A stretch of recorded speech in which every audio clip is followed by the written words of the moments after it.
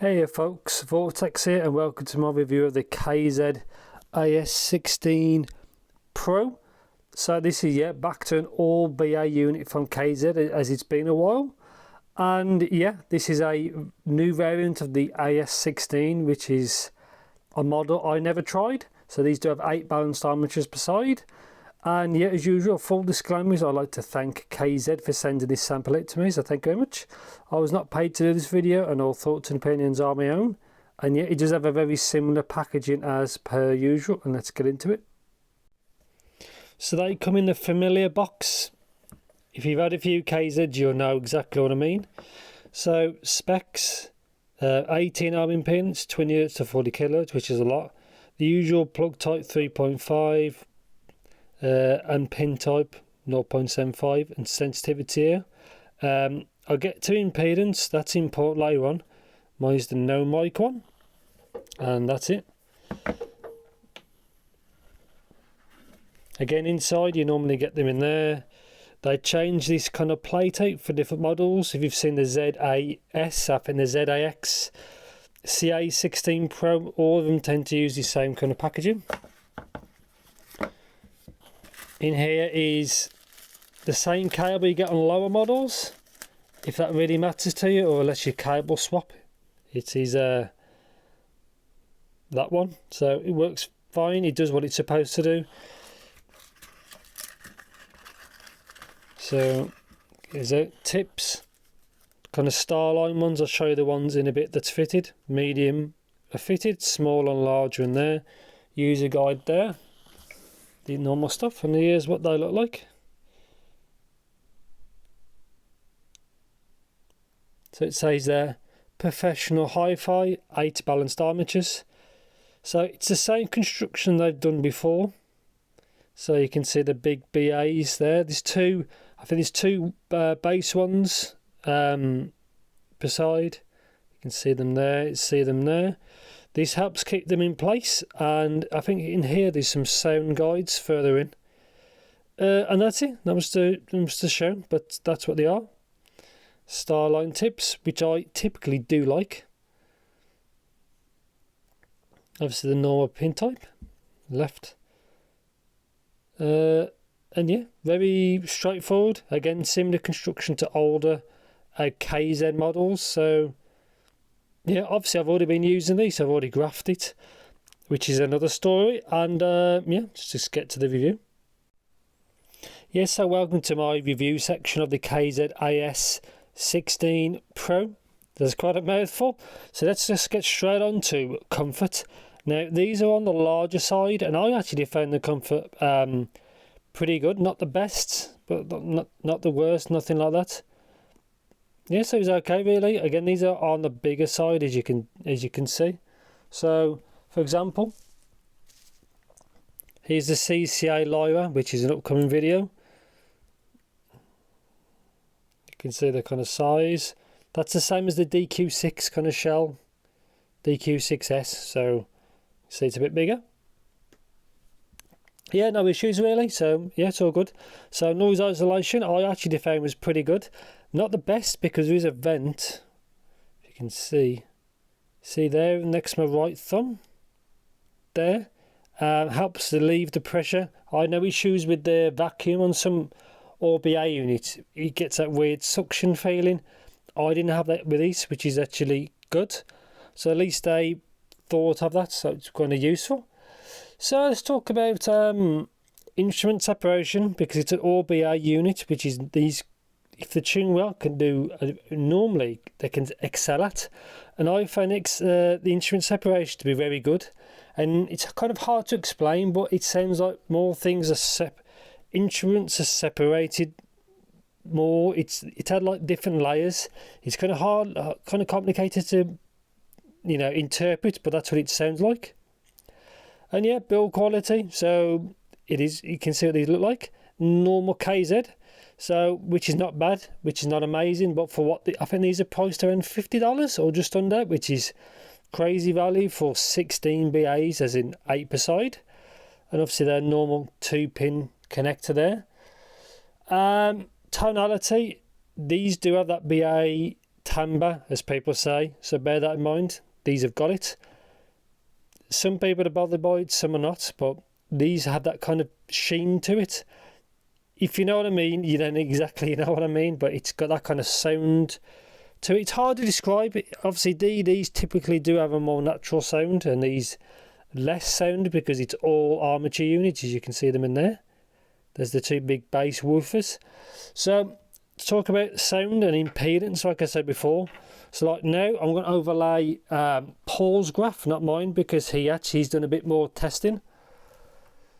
So if you can see now, I'm showing his stock one, which is the normal, through a wire, and a 25 ohm impedance adapter. And with the adapter, it matches KZ's graph, but without it, with that blue hump. Mine measures the same, and so does Ian Fan's. We all have that 1K-ish hump, and the KZ graphs don't have. So I presume when they've done the measuring and testing for this, they use a high output source. But many folks have really clean outputs, like myself. I use topping. I've got the E30L30 combo, and I've got the KZ Pro Plus. The output impedance of them is very, very low, as in I think 0.1 or 0.10. It's like super low, which is what you want. But what they have kind of made these from is something higher. So with the impedance adapter, it really smooths out that hump, and it does make it more balanced. I think the originals, apart from that 1K hump, seem a bit more V-shaped, but I've EQ'd the 1K down manually, and I get the same kind of flavour as you can see on the graph. So with the adapter, it is better. And by the way, I've ordered a 30 ohm one just for a bit of experimenting. So anyway, let's talk about bass. The bass on these is elevated, but if this is a single DD, these would be there'd be a lot more bass than they are. BA bass is different. It will be a little bit softer, and the slam is less, which is good or bad depending on the situation. But many people prefer as like a hybrid. They prefer the BAs for everything else, and then the DD for the lows. Obviously, the BAs do all the range, but that's what it is. But I found it was okay. I typically do prefer dynamic driver bass. So mids, it does bleed a bit in from the bottom, as you can tell.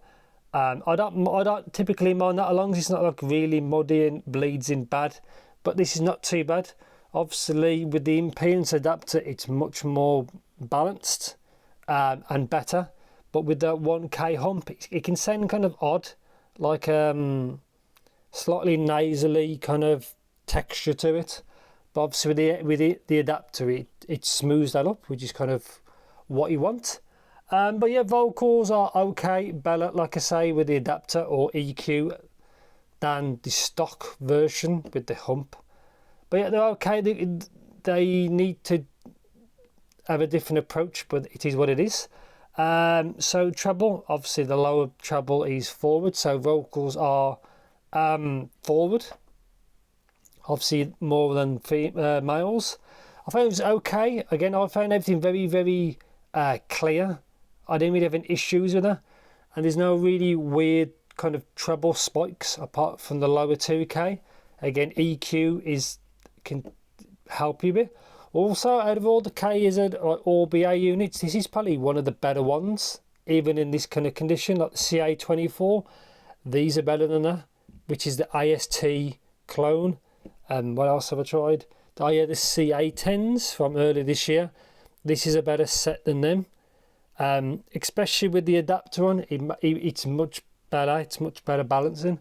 But the actual treble performance, apart from that 2K-ish, 2.5, 3K hump is better. I prefer that gain if it was a bit lower or smoother. If that was lower, these would actually be quite a good set. And yeah, treble performance is okay. It has a good enough extension. It starts to roll off at 10, but the graphs are only accurate up to 10. So they actually have pretty good extension considering the cost of these, so bear in mind. And yeah, on the whole they're okay. But anyway, Conclusion: do I recommend these? Yes and no. I recommend them more if you want to EQ or have the impedance adapter. Again, I've ordered a 30 ohm. In Paul's graph, he's got a 25, so it's quite close. The adapter one should be a much better experience. With that, then the tuning is probably one of the best OBAs they actually have done. If they could smooth off that 2K, 3K peak, they'll actually be quite a good set. And they are, again, I think these are around $50, just under. So on the whole, they've got potential, is a good way to say it.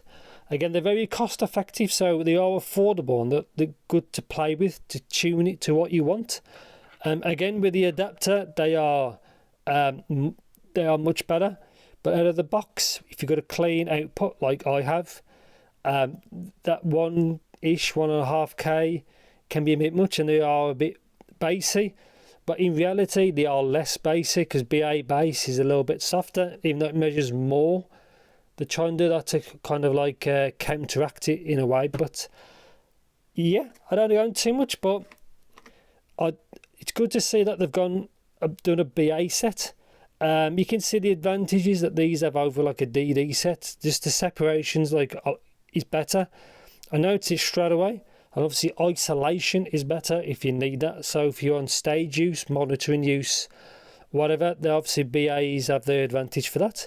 They just need a bit more work, I think, with the initial tuning to be more acceptable or to work better on low impedance. So a lot of people out there now have really kind of good gear, and good gear is the cheapest it's ever been. So yeah, I'm going to stop rambling too much, but yeah, they've got potential. Best BA set I've tried from them, and I think that's going to be pretty much it. But on the whole, they say they're not too bad at all. I like to see what they do next, and yeah, I think that's going to be pretty much it. High-end sound stage is actually pretty good, and the imaging was okay, and I think that's pretty much it. If you want to know anything in particular, let me know in the comments, and I probably won't be opening these up to see if the BAs work or all the BAs work. Other people will definitely be doing that. And yeah, so thanks for watching. Take care.